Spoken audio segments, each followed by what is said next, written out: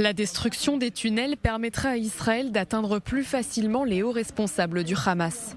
C'est ce que révèle le journal saoudien Asharq al-Hawass. Selon l'article, l'armée israélienne est parvenue à atteindre des hauts gradés du Hamas à un rythme plus soutenu et de façon plus rapide qu'auparavant. Le mois dernier, Tsahal a annoncé avoir éliminé Mohamed Def, commandant de la branche militaire du Hamas, lors d'une attaque à l'ouest de Khan Younes.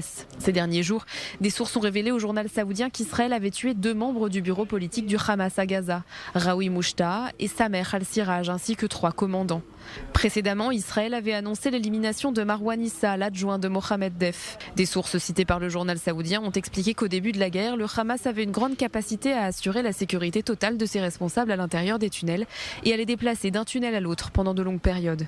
Les tunnels comprendraient des salles de contrôle et de commandement et auraient été équipés de sources d'approvisionnement en oxygène, en eau et en électricité. Ils auraient été construits de manière à ce que les commandants puissent y rester afin de pouvoir mener les combats le plus longtemps possible.